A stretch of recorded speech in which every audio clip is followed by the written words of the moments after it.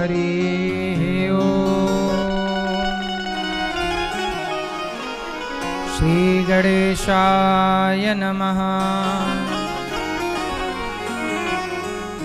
श्रीमते रामानुजाय नमः। नारायणं नमस्कृत्य नरं चैव नरोत्तमं देवीं सरस्वतीं व्यासं ततो जयमुदीरयेत्।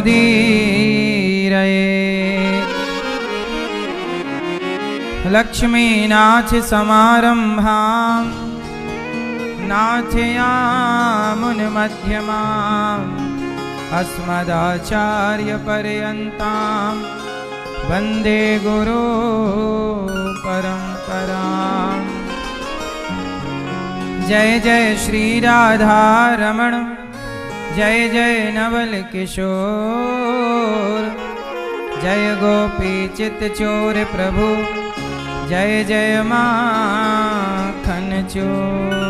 जय जय माखन चोर। राधा मेरी मात है, पिता मेरे घनश्याम, इन दोनों के चरणों में मेरा कोटि कोटि प्रणाम। मेरा कोटि कोटि प्रणाम। आए हो तो प्रेम से लो हरि का नाम, सब भक्तों को अनिरुद्ध की जय जय राधे श्याम। जय जय राधे श्याम, जय जय राधे श्याम, जय जय सीताराम। तेरे चरण कमल में श्याम, लिपट जाऊं रज बन के, लिपट जाऊं रज बन के, लिपट जाऊं रज बन के।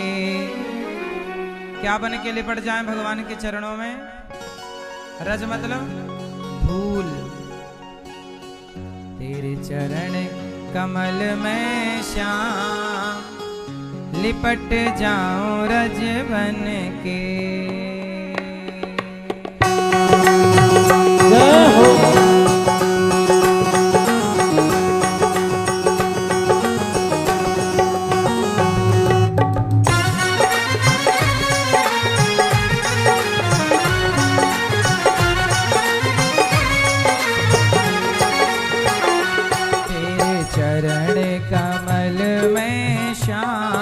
लिपट जाऊं रज बन के, कमल में श्याम, लिपट जाऊं रज बन के। तेरे चरण कमल में श्याम, लिपट जाऊं रज बन के। चरण कमल में श्याम, लिपट जाऊं रज बन के। लिपट जाऊं रज बन के, लिपट जाऊं रज बन के, लिपट जाऊं रज बन के, लिपट जाऊं रज बन के। तेरे तेरे तेरे चरण कमल में श्याम, लिपट जाऊं रज बन के।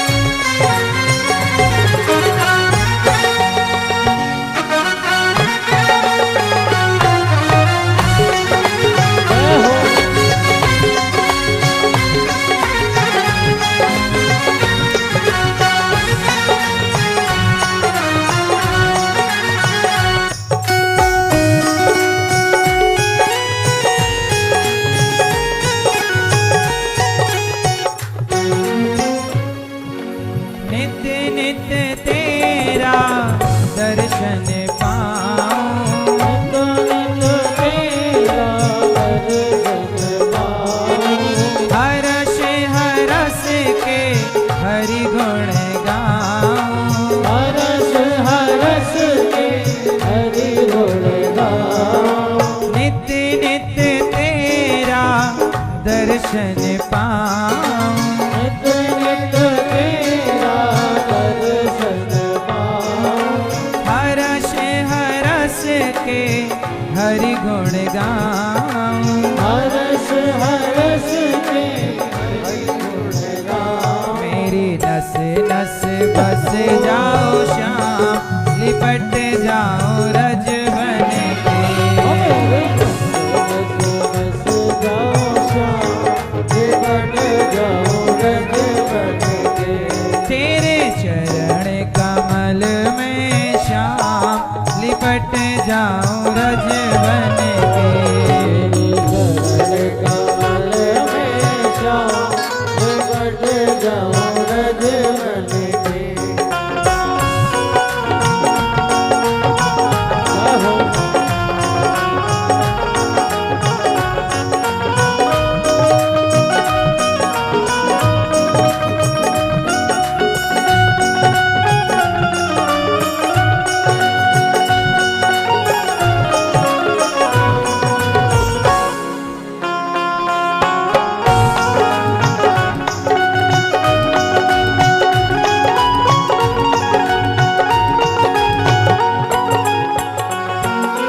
छिन छिन तेरा सुमिरन होवे। छिन छिन तेरा सुमिरन होवे। हर पल तुझ पे अर्पण होवे। हर पल तुझ पे अर्पण होवे। छिन छिन तेरा सुमिरन होवे। पल पल तुझ पे अर्पण होवे। इस दिन हरि सब दिन आठों याम, लिपट जाओ रज बन के।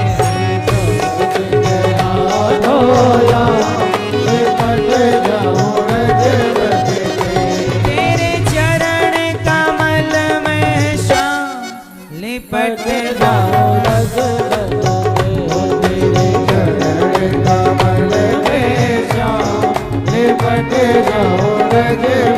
लिपट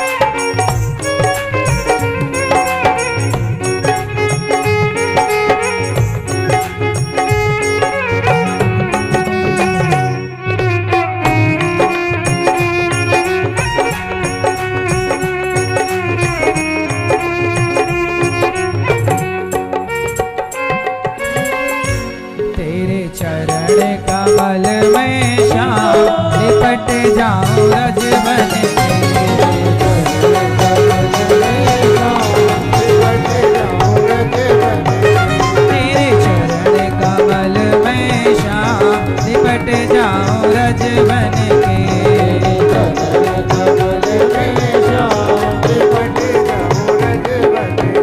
तेरे चरण कमल में श्याम, लिपट जाओ रज बन के।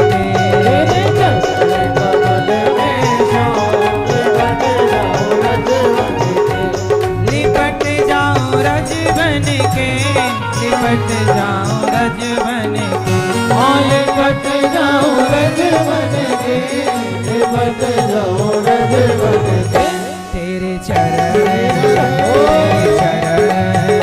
तेरे चरण कमल में श्याम, लिपट जाओ रज बन के। लिपट जाओ रज बन के। लिपट जाओ रज बन के। लिपट जाओ रज बन के। चिपक जाओ रज बन के। लिपट जाओ रज बन के। लिपट जाओ रज बन के। लिपट जाओ रज बन के। बोलिए भक्त वत्सल भगवान की जय। कृष्ण कन्हैया लाल की जय। गौरी गोपाल भगवान की जय। जय जय श्री राधे। जय जय श्री राधे। परम मंगलमय परात्पर अखिलेश्वर अखिल ब्रह्मांड नायक परात्पर परब्रह्म भगवान श्री कृष्ण की वांगमयी प्रतिमूर्ति श्रीमद् भागवत महापुराण दूर दूर से आई हमारी माताएं बहनें श्रोतागण भक्तगण साधना टीवी श्रद्धा टीवी पर कथा का रसपान कर रहे सभी भक्तों को जय श्रीमन्नारायण, जय श्री कृष्णा, राधे राधे, जय गौरी गोपाल। कैसे हैं आप लोग? भगवान सदा आपको अच्छा रखें, सुखी और स्वस्थ रखें,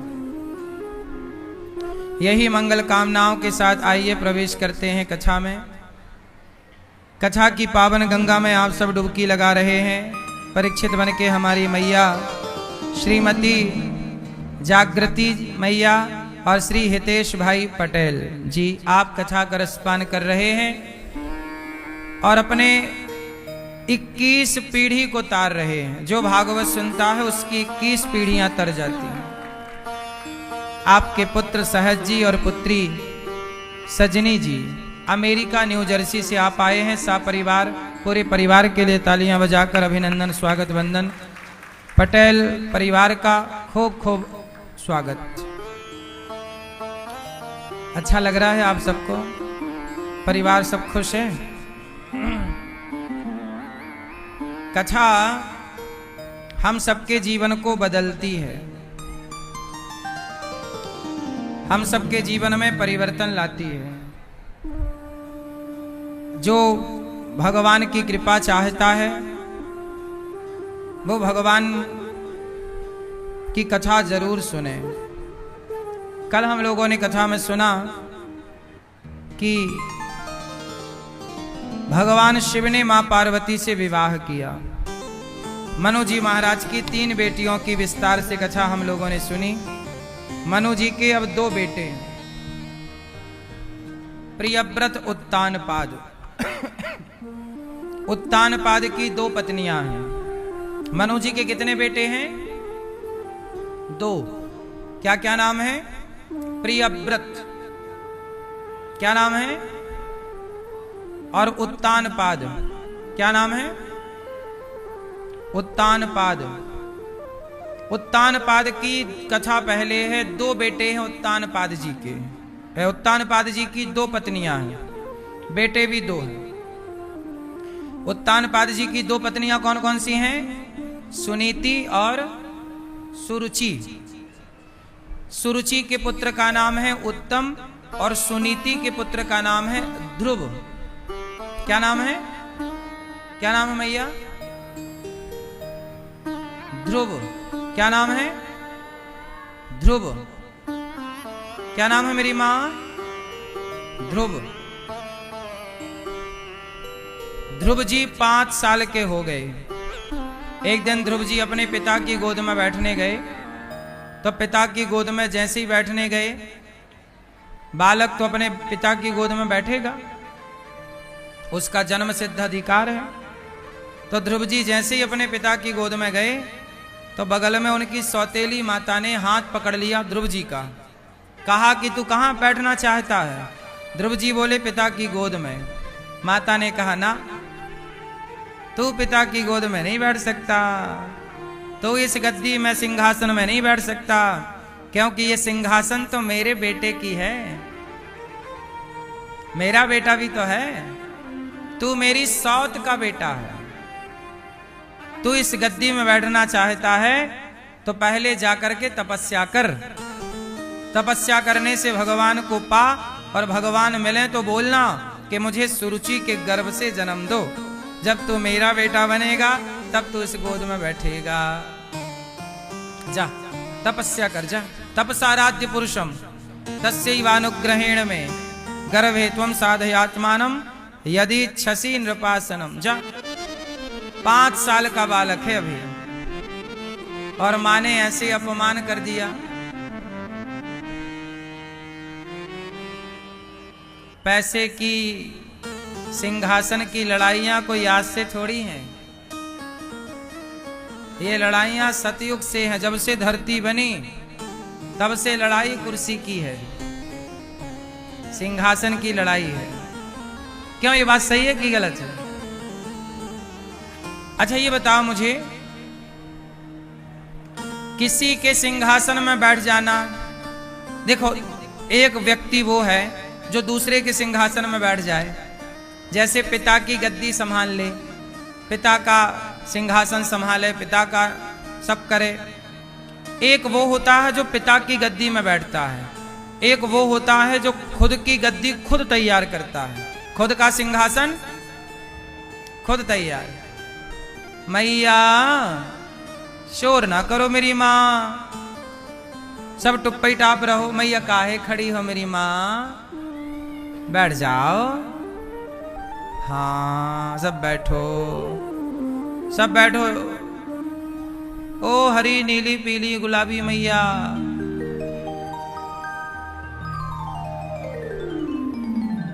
ओ मैया काहे छोरा रुला रही हो तुम। सुनो, आप बताओ कौन सा बेटा अच्छा होता है, जो पिता की सिंहासन पर बैठे या जो अपनी सिंहासन खुद अपनी मेहनत से तैयार करे? कौन अच्छा है?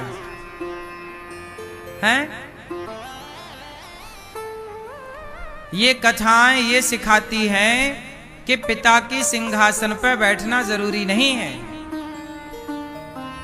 आप अपनी सिंहासन अपनी मेहनत से बना सकते हैं। ध्रुव जी को अपमानित कर दिया उनकी सौतेली माँ ने। ध्रुव जी आए घर, माँ ने कहा, सुनीति ने कहा, क्या हुआ बेटा? ध्रुव जी रो रहे थे तो माँ ने कहा क्या हुआ? ध्रुव जी ने कहा, माँ हमारी सौतेली माता ने अपमान कर दिया, कह दिया तू अभागिन का बेटा है, जा तपस्या कर। माँ क्या मैं पिता की गोद में नहीं बैठ सकता? तब माता सुनीति ने अपने बेटे को समझाया। इस तरफ शोर क्यों हो रहा है बेटा? शांत बेटा, शांत रहो, चुप रहो, शोर ना करो।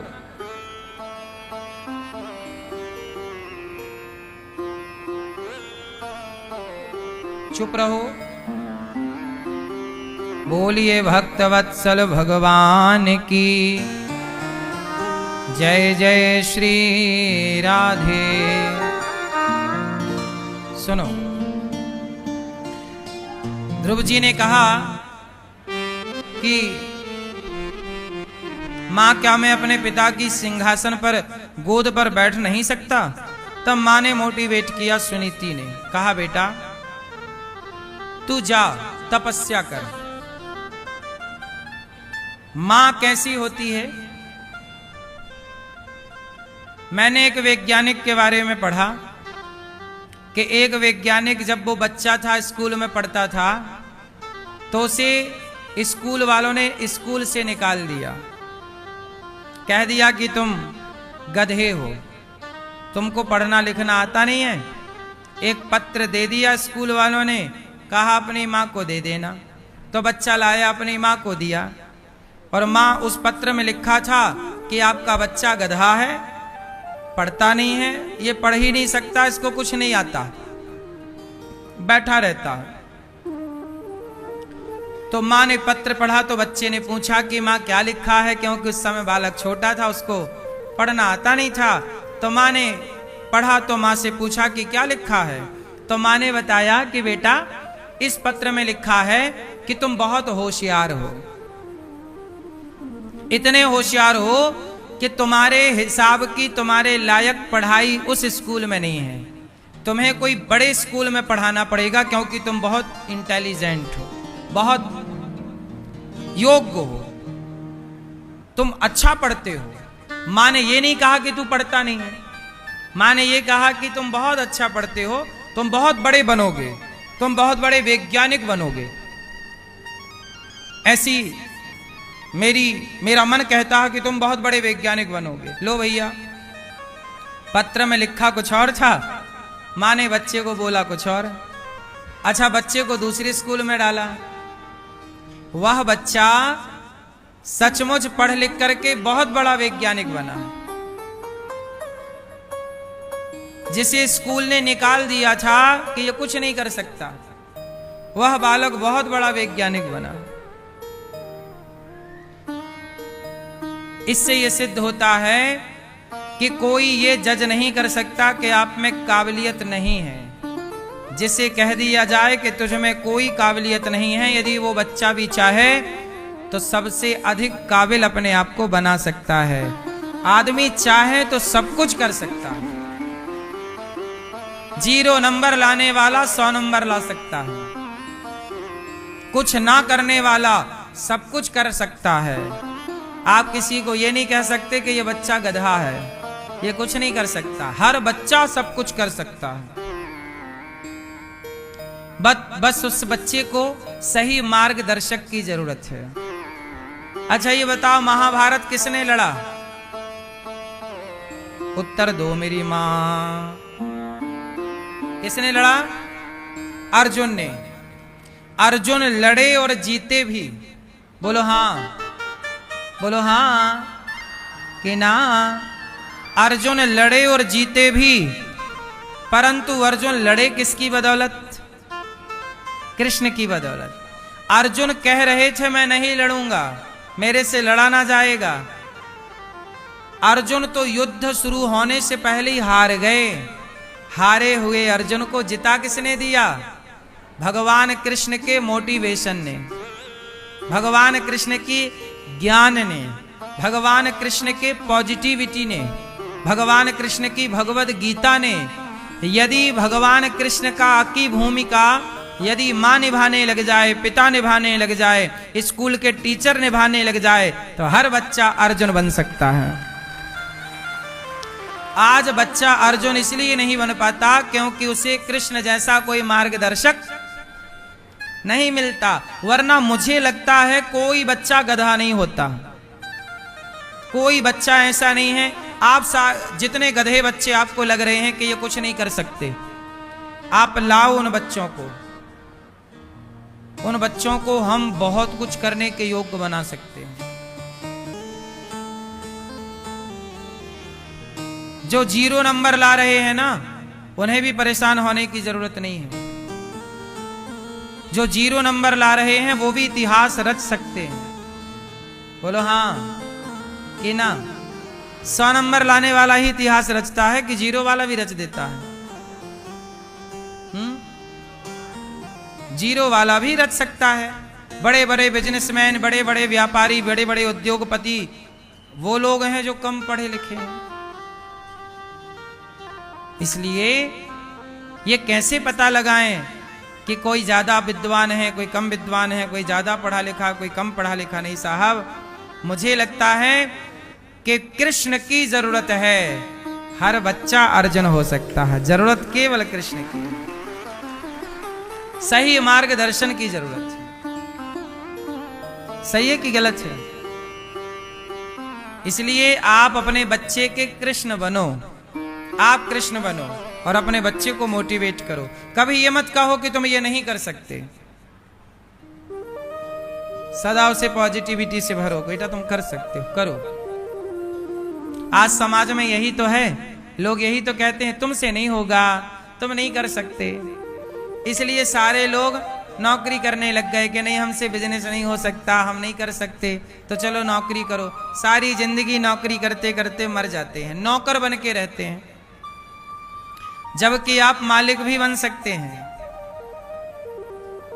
एक बैंक के मैनेजर मेरे पास आए, वो हेड थे, मतलब उनके अंडर में 1000 बैंक आती थी।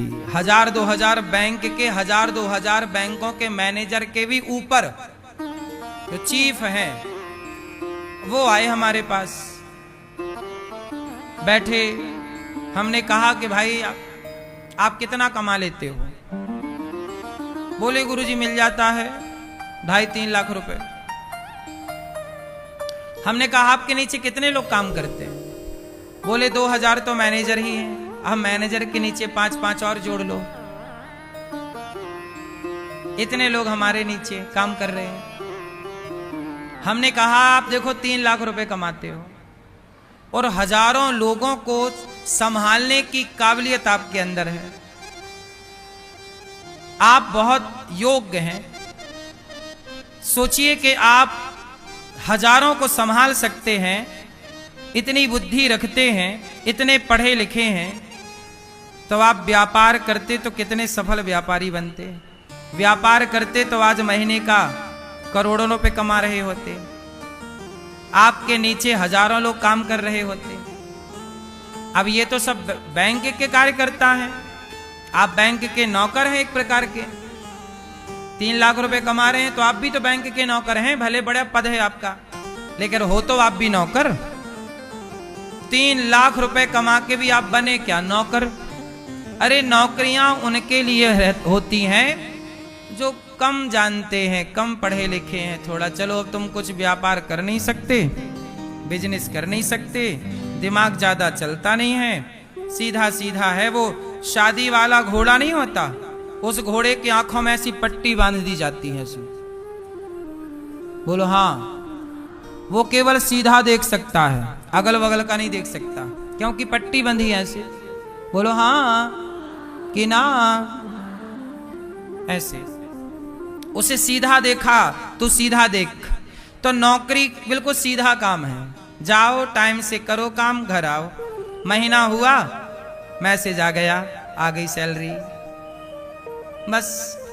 लेकिन व्यापार में, बिजनेस में थोड़ा दिमाग लगाना पड़ता है, थोड़ी प्लानिंग करनी पड़ती है, थोड़ा परेशान भी होना पड़ता है, थोड़ा नुकसान भी सहना पड़ता है, तब जाके आप सफल होते हैं।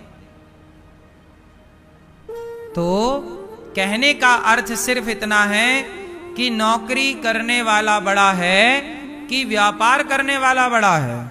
नौकरी मतलब नौकर। अच्छा बताओ, नौकरी लेने वाला बड़ा कि नौकरी देने वाला बड़ा? कौन बड़ा? कौन बड़ा? नौकरी देने वाला बड़ा। तो आप लोग नौकरी लेने वाले बनना चाहते हैं कि नौकरी देने वाला बनना चाहते हैं? इसलिए अपने बच्चों को पढ़ाओ, पर नौकरी लेने के लिए मत पढ़ाओ। पहले से बच्चों के दिमाग में फीड कर दो कि बेटा पढ़ लिख के तुम्हें नौकर नहीं बनना, मालिक बनना है, नौकरी देने वाला बनना है। 10 लोगों को रोजगार दो, 50 लोगों को रोजगार दो, तब इस देश का भला होगा। नौकरी लेने वाला तो चलो वही घोड़े की पट्टी बंधी है, सीधा सीधा चलो। आपके पास दिमाग है तो आप व्यापार कीजिए, थोड़ा दिमाग कम है तो आप नौकरी कीजिए। बोलो हाँ। ज्यादा दिमाग वाला नौकरी करता है कि कम दिमाग वाला? बोलो मेरी मां। अडानी अंबानी के पास दिमाग ज्यादा है तो उनके यहां हर पढ़ा लिखा नौकरी कर रहा है। कौन सी पढ़ाई वाला ऐसा है जो उनके घर नौकर नहीं है? आईटी के कितने उनके घर में आगे पीछे डोल रहे हैं। सबसे उच्च कोटि की पढ़ाई आप पढ़ लो, इतना पढ़ के तुम्हें बनना क्या पड़ेगा? नौकर साहब। इसलिए पढ़ाई आपको नौकर बनाएगी। हमारे भारत की, दुनिया की पढ़ाई डिजाइन ही ऐसे की गई है कि आप नौकर बने, क्योंकि आप नौकर बनेंगे तो कोई आप पे शासन करता रहेगा। इसलिए कहता हूं, हमारे देश में चाणक्य ने पढ़ाया था चंद्रगुप्त को, तो जब पढ़ाया तो चंद्रगुप्त को नौकर नहीं बनाया। हमारे भारत की शिक्षा ने चंद्रगुप्त को सम्राट बना के बिठाया था। हमारी शिक्षा बड़ा बनाती है। वशिष्ठ जी ने पढ़ाया राम को तो राम राजा बने। पढ़ाया भगवान श्री कृष्ण को सांदीपनि जी ने तो भगवान कृष्ण द्वारिका के, भगवान कृष्ण ने किसी की राज्य को छीना नहीं कि हम तुम्हारा राज्य छीन के राजा बनेंगे। भगवान कृष्ण ने अपना राज्य स्वयं निर्मित किया, अपनी मेहनत से बनाया और द्वारिका के स्वतंत्र राजा कहलाए। पिता की संपत्ति नहीं ली भगवान कृष्ण ने। बोलो हाँ, ली। अरे नंद बाबा भी राजा थे, नंद महल था। नंद बाबा की 1 रुपया की संपत्ति क्या भगवान कृष्ण लिए? नहीं ना। सफल बेटा वो है जो पिता का 1 रुपया भी ना ले। 1 रुपया सफल बेटा है, 1 रुपया भी लेने की जरूरत नहीं है। हम में काबिलियत होगी तो अपना कमा के खा लेंगे। पिता ने जन्म दे दिया है, पाल पोस के बड़ा कर दिया है, इतना बहुत है। पिता का उपकार है कि उन्होंने हमें पढ़ाया लिखाया, योग्य बनाया। पिता से दौलत लेने की जरूरत नहीं है, पिता से केवल आशीर्वाद लीजिए। हाँ या ना? आप अपने बच्चों को ऐसी पढ़ाना, मेरी माँ है, ऐसे पढ़ाना कि नौकर तो ना बने। भैया नौकरी दे दो, 50,000 की नौकरी दे दो, 1 लाख की दे दो। 1 लाख की नौकरी मिल रही है और आप छोटा सा व्यापार कर रहे हैं, उससे आप 50,000 कमा रहे हैं। नौकरी करोगे तो 1 लाख कमाओगे, माना उदाहरण दे रहा हूं। नौकरी करोगे तो 1 लाख कमाओगे और बिजनेस करोगे तो 50,000 70,000 कमाओगे, माना कि। तो बताओ क्या सही है? नौकरी करके 1 लाख मिल रहा है और व्यापार करके 70,000 मिल रहा है, 50,000 मिल रहा है महीने का, क्या सही है? बोलो बोलो। 1 लाख वाली नौकरी, 1 लाख तो मिलेगा पर तुम गुलाम हो गए।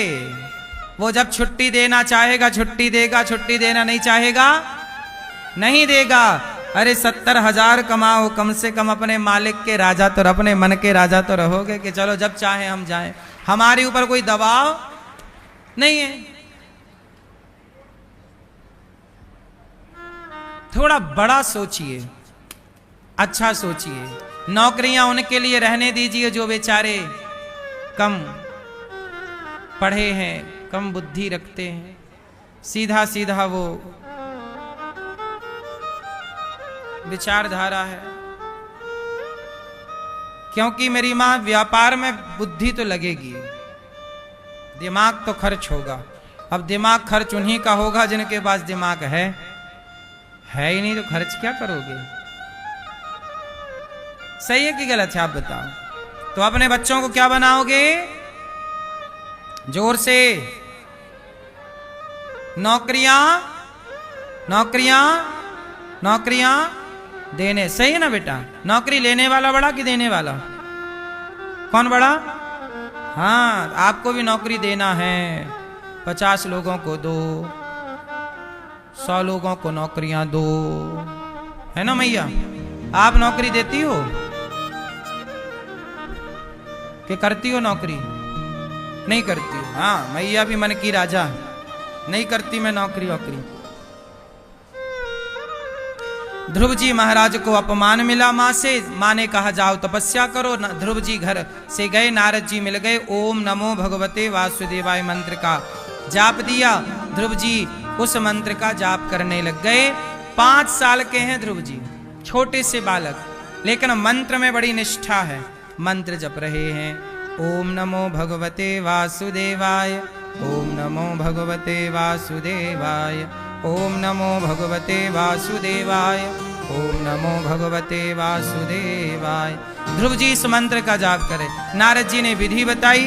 5 साल के बालक हैं और जो मंत्र का जाप किया साहब, मंत्र के जाप करने से 1 माह में ऐसे जाप किया, 3 दिन में 1 बार खाते, दूसरा माह लगा 6 दिन में 1 बार खाते। ध्रुव जी ने भगवान में चित्त ऐसे लगाया, खाने पीने से मन हटाया, केवल भगवान का स्मरण, भगवान का चिंतन। 5 माह पूरे हुए, पांव के अंगूठे के बल खड़े हो गए और सांस रोक ली। इंद्रासन हिल गई, इंद्र घबराए, प्रभु प्रभु क्या हुआ? ये भूकंप सा कैसे आ गया? भगवान बोले कि मेरा भक्त प्राणवायु रोके खड़ा है, इसलिए कंपन हो रहा है। तो भगवान से कहा कि जाओ दर्शन दे दो उस भक्त को।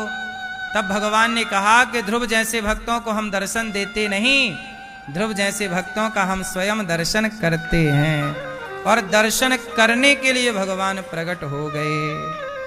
5 महीने की तपस्या, भगवान आके सामने खड़े हो गए। क्यों? क्योंकि ध्रुव जी ने जिस एकाग्रता से, जिस प्रकार ईश्वर का चिंतन किया। ध्रुव जी की क्या विशेषता है? ध्रुव जी की विशेषता यह है कि उनके गुरु जी ने जो मंत्र दिया उस मंत्र का जाप किया। अब आजकल क्या है कि आजकल तो पहले यह देखना पड़ता है कि जो आप लोग मंत्र जप रहे हैं वो मंत्र शुद्ध है कि नहीं। क्योंकि आजकल ऐसे भी है ना, बहुत सारे नकली मंत्र भी चल रहे हैं बाजार में। आप लोगों को जो सुनाई पड़ता है, जिसने जैसा कहा आप वैसा मंत्र जपने लगते हैं। बोलो हाँ। इसलिए गुरु बनाए जाते हैं। पानी पियो छान के, गुरु बनाओ जान के। किसी से भी विवाह नहीं करना चाहिए। कहते ना, विवाह करने के पहले लड़की लड़का को देखो, अच्छे से समझो, क्योंकि सारी जिंदगी का सवाल है। जो लापरवाही करते हैं विवाह में ना, उनके तलाक होने की संभावनाएं ज्यादा है। आज भी जो लोग विवाह करने से पहले विचार करते हैं, सब चीजों का निरीक्षण परीक्षण करते हैं, लड़की लड़का का विचार करते हैं, अच्छा कुल खानदान का विचार करते हैं, आज भी उनके रिश्ते बढ़िया चल रहे हैं। गांव में तलाक के केस 0 हैं, लगभग 0, आप 1-2% मान सकते हैं। गांव में तलाक कैसे हैं? तलाक के केस कैसे हैं गांव में? जोर से मेरी मां, 0%। क्यों? क्योंकि गांव के लोग शादी.com से ब्याह नहीं करते। तलाक के केस शहरों में ज्यादा है, क्योंकि शहरों में अज्ञान ज्यादा है। शहरों में क्या ज्यादा है? अज्ञान। शहरों में लोग अपने आप को एजुकेटेड मानते तो हैं जी, हम पढ़े लिखे हैं, पर उनकी पढ़ाई उनके ही काम नहीं आती। अब लड़की पढ़ी है, लड़का पढ़ा है, शादी कर ली और 1 साल बाद तलाक के कागज लिए घूम रहे हो। यदि पढ़े थे तो धोखा कैसे हो गया? और धोखा हो गया इसका मतलब तुम पढ़े ही नहीं थे, तुम पास हो गए नकल करके। अकल तो थी नहीं, बस तुक्का लग गया, पास हो गए, डिग्रियां आ गई। सफल व्यक्ति वो नहीं है जिसके पास डिग्रियां ज्यादा है। सफल व्यक्ति वो है जो अपने रिश्तों को, अपने परिवार को बांध करके जिंदगी गुजार दे। वो सफल व्यक्ति है जिसका पूरी जिंदगी, पति पत्नी है, पूरी जिंदगी निकाल दी, किसी को पता ही नहीं चला कि इनका कभी झगड़ा हुआ है। गांव के लोग सारी जिंदगी गुजार देते हैं, बगल वाले को खबर नहीं मिलती कि इनके आज झगड़ा हुआ है पति पत्नी का। एक भी केस नहीं है मेरे गांव में तलाक के, एक 0 केस तलाक के। क्यों? क्योंकि हमारे यहां विवाह होता है, पहले लड़की के बारे में जाना जाता है, लड़के के बारे में पड़ताल की जाती है। लड़के के माँ बाप कौन हैं, लड़की के माँ बाप कौन हैं, माँ बाप का चरित्र कैसा है, लड़के के माँ बाप का चरित्र कैसा है, लड़की के माँ बाप का चरित्र कैसा है, उनका खान पान कैसा है, रहन सहन कैसा है, बोल बताओ कैसा है, उठना बैठना कहाँ है। ये सब यदि आप जान लोगे तो धोखा होगा ही नहीं। अब आप लोगों को रहती है जल्दी, शादी कर ली, बाद में पता चला कि लड़का का कहीं और चक्कर था, लड़की का कहीं और चक्कर था। अब डोलो, अब परेशान हो। इसलिए बिना विचारे जो करें सो पाछे पछताएं, काम बिगाड़ें आपनो जग में होत हंसाएं। इसलिए बहुत विवेक पूर्वक निर्णय लेना चाहिए। आप बताओ पढ़ा लिखा कौन है? जो पढ़ लिख के तलाक ले और दे वो पढ़ा लिखा है? जो माँ बाप को घर से निकाल दे वो पढ़ा लिखा है? कौन पढ़ा लिखा है? जो अपनी पत्नी का रिश्ता, जो अपनी पत्नी को निभाए, जो अपने पति को निभाए, जैसा है पति जैसी है पत्नी निभा रहे हैं, अपनी पत्नी के सिवा किसी को नहीं देख रहे हैं, पति के सिवा कहीं और मन नहीं, ये लोग पढ़े लिखे समझदार हैं, जो रिश्तों को निभाना जानते हैं। आजकल बड़े बड़े पढ़े लिखे लोग रिश्तों की कदर नहीं करते। बोलो हाँ। बिल गेट्स की पत्नी ने 27 साल बाद बिल गेट्स को तलाक दे दिया। बोलो हाँ। बिल गेट्स जानते हो से, बिल गेट्स पूरी दुनिया का सबसे अमीर व्यक्ति है। इतना बड़ा आदमी है कि पाकिस्तान जैसे कई देश एक दिन में खरीद सकता है, पूरा देश खरीद सकता है, इतना बड़ा आदमी है। लेकिन उसकी पत्नी ने तलाक दे दिया। बिल गेट्स दुनिया का सबसे सफल बिजनेसमैन है, व्यापारी है, व्यापार चलाना सीख गया पर परिवार चलाना नहीं सीख पाया। कौन? Bill Gates. जो व्यापार चलाना सीख गया जरूरी नहीं है कि वो परिवार चलाना सीख जाए। इसलिए मुझे लगता है जो परिवार चलाना सीख गया वही सबसे समझदार है, क्योंकि परिवार शुरू से लेके अंत तक परिवार साथ देता है। परिवार की जरूरत पड़ती है, हमें परिवारों में रहना है, बंध के मर्यादाओं में रहना है। इसलिए मेरी मां, पढ़ाई लिखाई का मतलब केवल डिग्री नहीं है, रिश्ते आप कैसे निभा रहे हैं। आपका बेटा नालायक निकल गया तो आपके पैसे का क्या कर लोगे? अब कमाए हो पैसा पर बेटा पराई औरत के संग घूम रहा है, नशा कर रहा है, गलत कर रहा है, अब क्या करोगे पैसे का? किसके लिए कमा रहे हो? बेटा तो बिगड़ गया। थोड़ा पैसा कम कमाते, बेटे पे ध्यान देते, बेटा योग्य बनता तो तुम्हारा जितना पैसा था सार्थक हो जाता। आपने बेटों पे ध्यान दिया नहीं, बेटियों पे ध्यान दिया नहीं, रास्ता भटक गए। अब तुम्हारे पैसे क्या कर लेंगे? रखे रहो पैसे। सफल माता पिता कौन है? कहते हैं व्यापार पर ध्यान ना दो तो व्यापार बिगड़ जाता है, स्वास्थ्य पर ध्यान ना दो तो स्वास्थ्य बिगड़ जाता है, परिवार पर ध्यान ना दो तो परिवार बिगड़ जाता है, बच्चों पर ध्यान ना दो तो बच्चे बिगड़ जाते हैं। इसलिए एक समझदार स्त्री और पुरुष वो है जो सब पर प्रॉपर ध्यान दे। सब पर ध्यान दीजिए, अपने स्वास्थ्य पर भी ध्यान दीजिए, नहीं तो बिगड़ जाएगा। लापरवाही ना करिए। अपने बेटे पर ध्यान दीजिए, लापरवाही ना करिए, हाथ से निकल जाएगा बेटा, फिर तुम्हारी दौलत कर लेना फिर जो करना है। माँ बाप की सबसे बड़ी दौलत बच्चे ही होते हैं। बोलो हाँ। आपका बेटा योग्य है, आपकी इज्जत करता है, आपका आदर करता है तो आप सफल माँ बाप हैं। और आपका बेटा आपकी तनिक इज्जत नहीं करता तो आप जितना गरीब बाप कौन होगा? तुम्हारे पास करोड़ों होंगे पर तुम्हारा बेटा तुम्हारी इज्जत नहीं करता, तुम सबसे गरीब बाप हो, तुम्हारा बेटा ही तुम्हारी इज्जत नहीं करता। तुम सबसे गरीब आदमी हो, तुम्हारी पत्नी ही तुम्हारी इज्जत नहीं करती। इस धरती पे सबसे गरीब कौन? जिसकी पत्नी इज्जत ना करे, वो आदमी, जिसका बेटा इज्जत ना करे, वो पुरुष सबसे गरीब है। सबसे अमीर कौन? इस धरती पे सबसे सुखी कौन?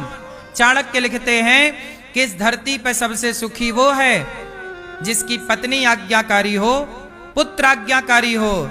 जिसकी पत्नी आज्ञाकारी, पुत्र आज्ञाकारी और निरोगी काया जिसकी है, उससे अमीर इस धरती पर कोई नहीं है। आपकी पत्नी आज्ञाकारी है और आपका बेटा आज्ञाकारी है, आप सबसे सफल पिता हैं। और आपका बेटा एक बात नहीं सुनता, बुलाओ यहां, जाता वहां है। तुम सबसे असफल, फेल पिता हो, फेल हो गए। बाप का भी एग्जाम है मैया, तुम ये ना सोचो बच्चों का एग्जाम है, तुम माताओं का भी एग्जाम है, तुम पिताओं का भी एग्जाम है। तुम्हारे बेटे सफल हो गए, तुम पास हो गए। तुम्हारा बेटा सिगरेट पीने लग गया है, तुम्हारा बेटा शराब पीने लग गया है, तुम्हारा बेटा मोबाइल पर किसी लड़की से बात करने लग गया है, अब समझ लो कि अब बहुत दिन नहीं है बिगड़ने के, शुरुआत हो चुकी है। संभल जाओ, संभालो। ध्रुव जी महाराज ने सबसे बढ़िया काम क्या किया? पहले तो गुरु के वचनों पे, गुरु जी ने मंत्र दिया, उस मंत्र का जाप किया। आजकल आप लोग गुरु मंत्र पर जाप नहीं करते, गुरु मंत्र का। आपको गुरु वचनों, पहले क्या था, गुरु वचनों पे लोगों को भरोसा हुआ करता था। सबसे पहला भक्ति का पड़ाव क्या है, पहला पाठ, भक्ति का पहला पाठ है गुरु वचनों पर भरोसा। गुरु जी ने कह दिया कि सच बोलना है तो सच बोलेंगे, गुरु जी ने कह दिया कि मंत्र का जाप करना है, जाप करेंगे। अब आजकल गुरु जी जो कहते हैं वो लोग सुनते ही नहीं, बस वही नहीं करेंगे जो गुरु जी ने कहा, बाकी अपने मन से सब कर डालेंगे। तो कैसे लाभ होगा भाई? डॉक्टर ने जो कहा है उस हिसाब से दवाई खाओ, उस हिसाब से परहेज करो, आराम मिलेगा। आप डॉक्टर के हिसाब से चल ही नहीं रहे हैं, कैसे रोग ठीक होगा? तो नारद जी ने जो मंत्र दिया, जो विधि बताई, ध्रुव जी ने उस विधि का पालन किया। 5 महीने में भगवान सामने आ गए। ध्रुव जी ने कहा, भगवान ने शंख का स्पर्श गाल में कराया, पुत्र कुछ मांग लो। ध्रुव जी ने कहा, प्रभु मैं क्या मांगू आपसे? मां ने कुछ बोला नहीं कि क्या मांगना है। कहा, पुत्र जाओ, हम तुम्हें राजा बनाते हैं। ध्रुव जी ने कहा, योऽन्तः प्रविश्य मम वाचमिमां प्रसुप्तां संजीवयत्यखिल शक्तिधरः स्वधाम्ना अन्यास्तहस्तचरणश्रवणत्वगादीन् प्राणान् नमो भगवते पुरुषाय तुभ्यम्।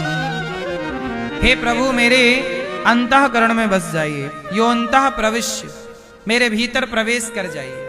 भगवान ध्रुव जी को वरदान दिए, ध्रुव जी राजा बने, राज सत्ता का पालन किया। उनके भाई को यक्षों ने मारा, ध्रुव जी ने भी यक्षों को मारा। मनु जी ने उपदेश किया और ध्रुव जी मृत्यु के सिर पर पांव रख के अंत में विमान पर चढ़ के भगवत धाम चले गए ध्रुव जी महाराज। ध्रुव जी ऐसे हैं जो शरीर के सहित भगवान के धाम जाते हैं, साथ शरीर। क्यों? भक्ति की ना। ध्रुव जी के वंश में आगे चल के भगवान पृथु हुए। भगवान ने प्राचीन वरही को पुरंजनोपाख्यान की कथा सुनाई। हम संसार में मोहित हो जाते हैं, भगवान को भूल जाते हैं और इसी दलदल में उलझे रहते हैं। यही पुरंजनोपाख्यान का सारांश है। मनु जी महाराज के दूसरे बेटा हुए प्रियव्रत। उत्तानपाद नाम के बेटे के यहाँ ध्रुव जी हुए और प्रियव्रत नाम के बेटे थे। उनका विवाह विश्वकर्मा की पुत्री वरहिष्मति से हुआ। आग्नेद्र, उनके पुत्र आग्नेद्र, फिर नाभि, अंग, इन्हीं के वंश में भगवान ऋषभदेव जी हुए। भगवान ऋषभदेव जी के 100 बेटे हुए। भगवान ऋषभदेव जी के कितने बेटे हुए? 100 पुत्र। सबसे बड़े का नाम है भरत। एक दिन भरत जी के पिता ने उपदेश किया, नायम देहो देह भाजाम नलोके कष्टान कामान नरहते बिडभुजाम। ये मैया, ओ मोबाइल वाली मैया, कथा ना सुनना मेरी माँ, बस सेल्फी लेना। मैयाओं को मोबाइल ने बिगाड़ रखा है।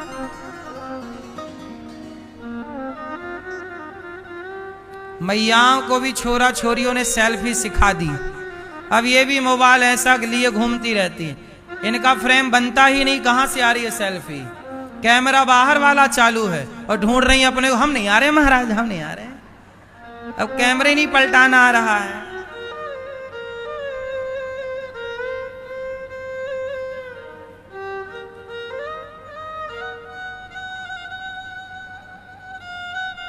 है ना मैया? हम नहीं दिख रहे हैं महाराज सेल्फी में।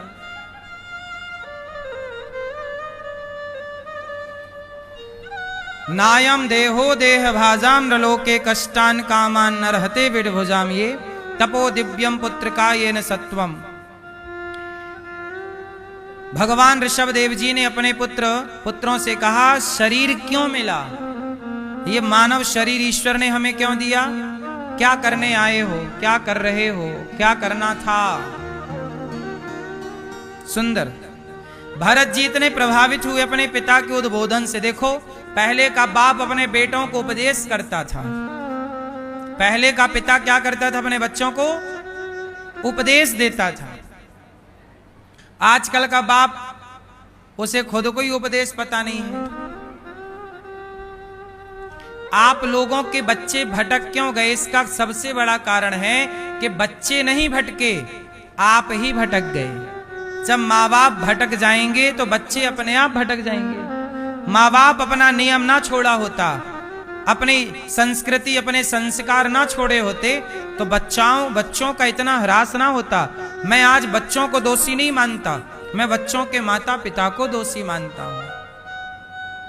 और केवल मैं नहीं, चाणक्य भी दोषी मानते हैं माँ बाप को। चाणक्य लिखते हैं माँ बाप के लिए कि माता शत्रु पिता वैरी, ये न बालो न पाठिता, न शोभते सभा मध्य हंस मध्य व को यथा। वह माता पिता जो अपने बच्चों को समय नहीं देते, संस्कार नहीं देते, पढ़ाते नहीं, लिखाते नहीं, वो माँ बाप अपने बच्चों के सबसे बड़े दुश्मन हैं। बच्चों का सबसे बड़ा दुश्मन कौन? वो माता पिता जो अपने बच्चों को संस्कार नहीं देते। अब जैसे आपके बच्चों को, आपके घर में कोई संत आता है ना, तो आपके बच्चे उन संत को प्रणाम कैसे करते हैं? आपको बोलना पड़ता, बेटा पांव छुओ। ये आप पास हो कि फेल हो? फेल हो।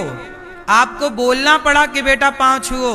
हमारे माँ बाप को तो नहीं बोलना पड़ता, कोई संत आते हैं कि पांव छुओ, हम लोग खुद अपने धर्म को निभाते हुए पांव छूते हैं। फिर आप इतना तो सिखाओ कि संतों की इज्जत करो बेटा, बड़ों की। पांव, तुम्हारे बच्चों को पांव तक छूना नहीं आता, लेफ्ट हाथ से पांव छुएंगे, क्या खड़े खड़े घुटने तक जाता है। कमर ऐसी अकड़ गई है कि पांव कहां छूते हैं, घुटने ऐसे पांव छूते हैं माँ बाप के, जैसे माँ बाप पर उपकार कर रहे हो। संतों के तो छोड़ दो, तुम्हारा बेटा तुम्हारे ही पांव नहीं छूता। कैसे छूता है तुम्हारा बेटा पांव, बता? सिर रखता है पांव में? रखता है तो ठीक है, नहीं रखता तो आपकी गलती है कि आपने बेटे को,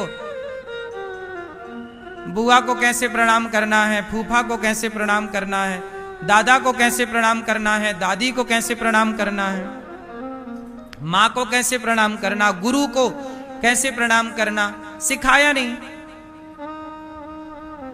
कैसे प्रणाम किया जाता है, नहीं सिखाया।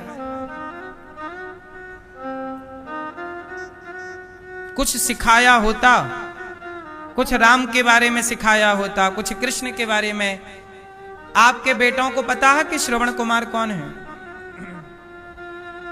आपके बेटों को पता है कि हरिश्चंद्र कौन है? नहीं पता तो ये जिम्मेदारी थी किसकी? पहले की दादी नानी कहानियां सुनाया करती थी, कहानियां हरिश्चंद्र की हुआ करती थी, कहानियां किससे? राम की हुए करते थे, कृष्ण की कहानी किससे हुई। इसी बहाने बच्चों को राम कृष्ण का ज्ञान हो जाता था। आजकल कौन कहानियां सुना रहा है? आप अपने बच्चों को कहानियां सुनाती हो? मैया आप सुनाती हो कहानी? कौन सी कहानी सुनाई थी? हैं? Johnny Johnny yes papa? मैया आप कहानी सुनाती हो बच्चों को? पीली मैया नहीं सुनाया करो मेरी माँ। बड़े हो गए, छोटे थे तो सुनाई,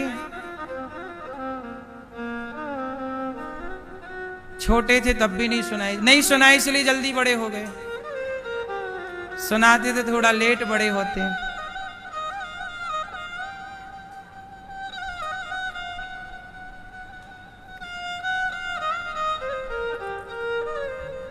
आजकल तो माँ बाप बस कहते हैं बच्चा पैसे कमाओ, बस कैसे भी कमाओ।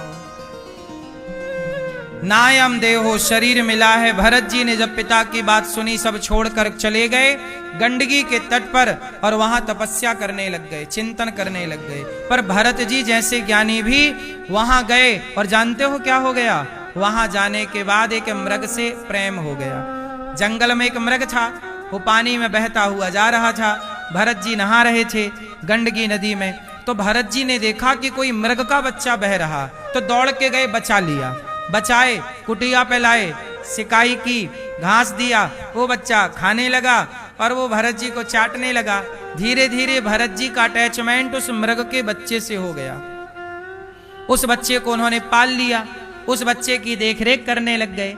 अब धीरे धीरे क्या हुआ कि धीरे धीरे उस मृग में इतने आसक्त हो गए कि भगवान का भजन छूट गया। भगवान की माला जपते थे, चिंतन करते थे, तपस्या करते, सब छूट गया। अब पूरा दिन उसे घास खिलाना, नहलाना, उसे घुमाना, टहलाना, इसी में समय जाने लगा। आए थे हरि भजन को, आटन लगे कपास। एक दिन क्या हुआ, भरत जी के मरने का टाइम आया, तो भरत जी की मृत्यु आई। यमदूत आए, यमदूत पकड़ के ले जाने लगे, तो भरत जी मृग को देखने लगे और मृग को देखते देखते मर गए। मृग का चिंतन करते मरे।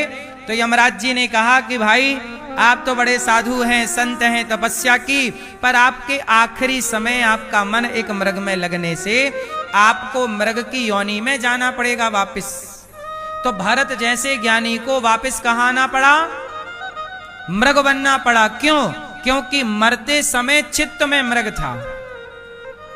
इसलिए कहता हूं कि मरते समय चित्त में मृग ना हो, मरते समय चित्त में केवल भगवान हो, मनमोहन हो, कृष्ण हो, और कोई ना हो, और किसी के चिंतन से आपका भला ना होगा।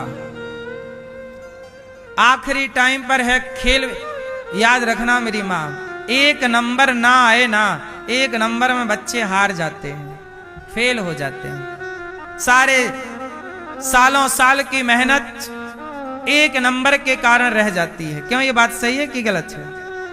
बोलो हाँ।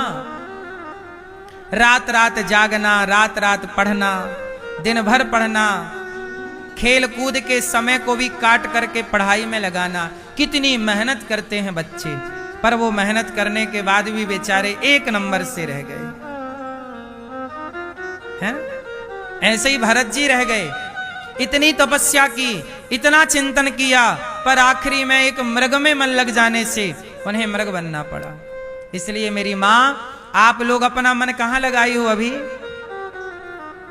कहाँ आप लोगों का मन लगा हुआ है? मैया, कहाँ मन है आपका? मेरी माँ है कथा में। बेटा में मन लगेगा तो आपको भी बेटा बन के फिर पैदा होना पड़ेगा। बेटी में मन लगेगा तो आपको अगले जन्म में फिर बेटी बनना पड़ेगा। आपके घर में यदि कुत्ता है, मेरा टॉमी, मेरा शेरू, यदि कुत्ता है और कहीं कुत्ते में ज्यादा मन लगा तो आपको अगले जन्म में उसी कुत्ते की धर्म पत्नी बनना पड़ेगा।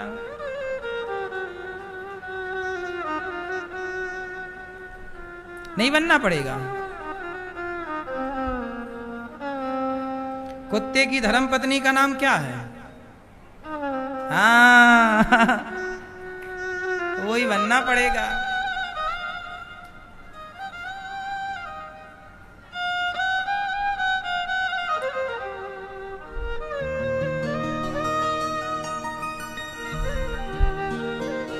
इसलिए ना मन पैसे में लगे, ना बेटी में, ना बेटा में, ना तो कुत्ता, ना बिल्ली, ना पशु, ना पक्षी। मरते समय मन इतना तो करना स्वामी, जब प्राण तन से निकले, गोविंद नाम लेकर मेरे प्राण तन से निकले। आना जरूर आना, राधे को साथ लाना, मुरली मधुर बजाना, जब प्राण तन से निकले, तो मरते समय केवल भगवान का चिंतन। सही है ना मेरी माँ? इसलिए कहता हूं अभी से मन हटाओ, सबसे मन हटाओ, सबसे मन हटाओ। अब बहुत लगा लिया मन। देखो बाजार में दुकान लगती है, पहले के जमाने में ना बाजारें लगती थी, मंगलवार बुधवार की बाजार, गुरुवार की बाजार। सुना है आपने ये सब कि मंगलवार की बाजार, हमारे गांव में बाजार मंगल को लगती है, कहीं रविवार को बाजार लगती है, कहीं सोमवार को बाजार लगती है ना? हफ्ते में एक दिन बाजार लगती है। उस बाजार में साग सब्जी भी मिलता है, नमक मिर्ची भी मिलता, बाजार है। तो बाजार में क्या होता है, सुबह से ना व्यापारी अपनी दुकान फैलाता है। सड़क के किनारे है, मैदान में दुकानें खुले मैदानों में लगती हैं। क्यों? जो एक दिन की बाजार होती, समझ रहे हो ना मेरी माँ? वो दुकान फैलाता है, यहां हल्दी, यहां नमक, यहां मिर्ची, यहां पूरी दुकान फैलाएगा। लेकिन जब शाम होगी ना, तो वो अपनी सारी दुकान क्या करता है? बोलो, समेटता है। हाँ, आप लोगों ने भी अपनी दुकान फैला तो ली, यहां मन लगा लिया, यहां मन लगा लिया, इस पे मन लगा लिया, इसको दिल दे दिया, उसको दिल दे दिया, सबको बांट तो दिया, लेकिन आपने समेटा नहीं।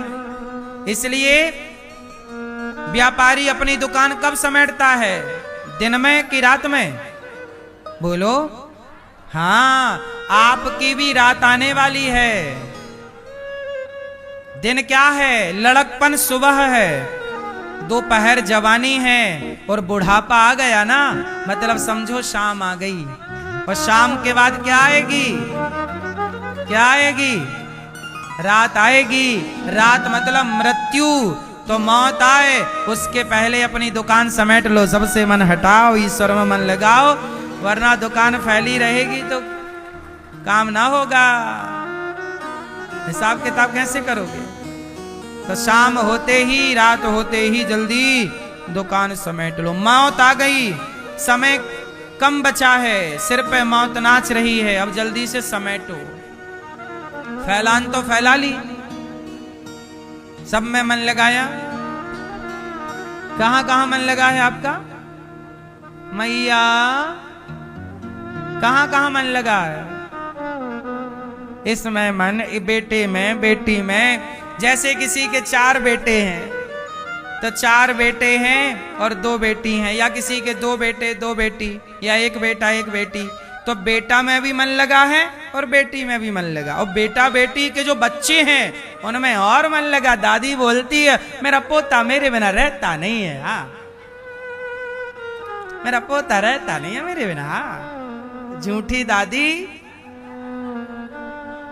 इससे बड़ा झूठ क्या होगा? मेरा पोता रहता नहीं है मेरे बिना। फिर तुम मर जाओगी एक दिन, तो क्या पोता रहेगा नहीं?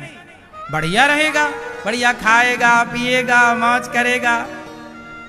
ये तुमने गलत फहमी पाल रखी, मेरा पोता रहता नहीं, मेरी पोती नहीं रहती। हाँ, मेरे साथ सोती है मेरी पोती, मेरा पोता मेरे बिना रोता रहता रोता रहता। हाँ, तो तुम बात कर लेना वहां यमराज जी से कि हम ना जाएंगे, देखो हमारा पोता नहीं रहता।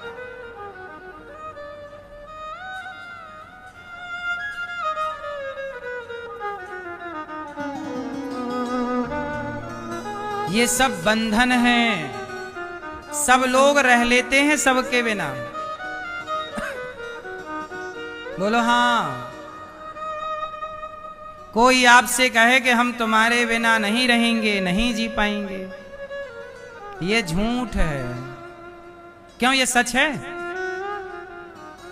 जब आपका ब्याह हुआ था तो आप लोगों ने भी अपने पति से, और आपके पति ने भी तो आपसे यही बोला था, तुम्हारे बिना कैसे रहेंगे अब मर जाती है पत्नी तो दूसरी ले आता है। फिर ये सब झूठी बातें हैं कि हम तुम्हारे बिना कैसे रहेंगे। सबको रहना ही पड़ता है। दादी मरेगी, पोते को रहना पड़ेगा। और पोता को क्या, दादी है गई क्या फर्क पड़ता है उससे? वो तो मस्त खा पी के सो रहा है। तुम ही उलझी हो, गति तुम्हारी बिगड़ेगी। इसलिए मेरी माँ, ये उम्र, बाल पक गए, बुढ़ापा आ गया, दुकान समेटने का टाइम है, फैलान फैलाने का टाइम। मन भगवान में लगाओ। भरत जी ने मृग में मन लगाया, क्या गति हुई? मृग बन के आना पड़ा। अब मृग बन के जंगल में, उसी जंगल में घूम रहे हैं। वो जगह देख रहे हैं कि इस जगह में बैठ के हम तपस्या किया करते थे, हमने मृग में मन लगा लिया, लो हम भी मृग बन के आ गए। अंते यामति सागति। अब देखो,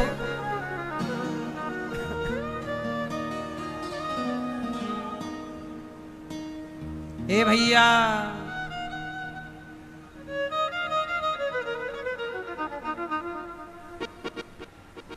भरत जैसे ज्ञानी तीसरा जन्म लेते हैं। मृग का शरीर छोड़ा और तीसरा जन्म क्या लिया?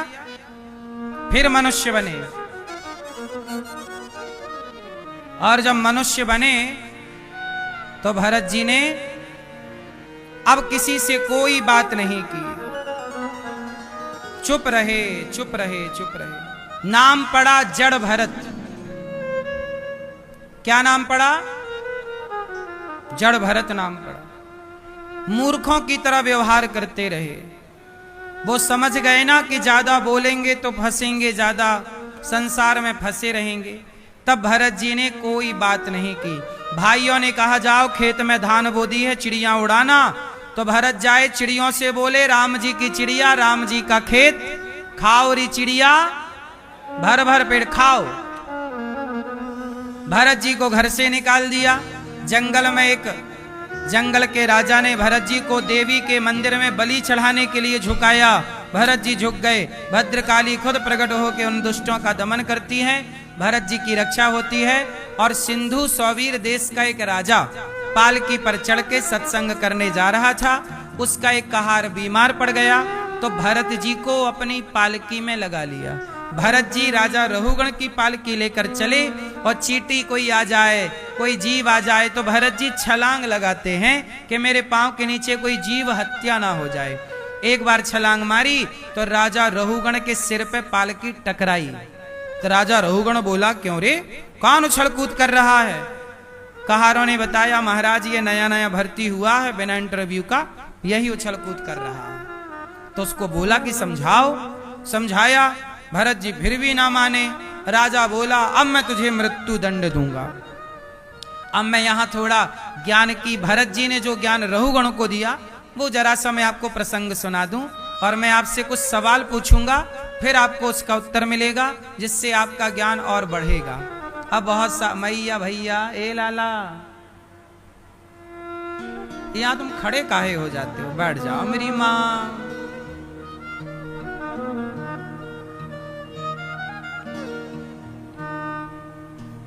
सुनो मैया, ओ पीली मैया, बैठो मेरी माँ। अच्छा ये बताओ, आप लोग मरोगे कि नहीं मरोगे? हैं? कौन कौन मरेगा?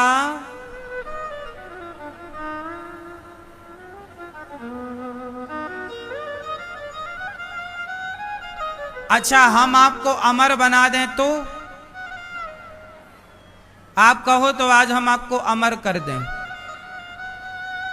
बना दें। किस किस को अमर होना है?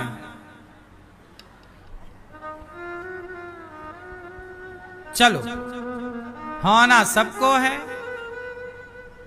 मैया बोल नहीं पा रही है। अमर होना है आपको? सुनो, आज हम आपको अमर कर रहे हैं। अच्छा आप लोग कह रहे हैं हम मर जाएंगे, ये आप सच बोल रहे हैं कि झूठ बोल रहे हैं? हैं?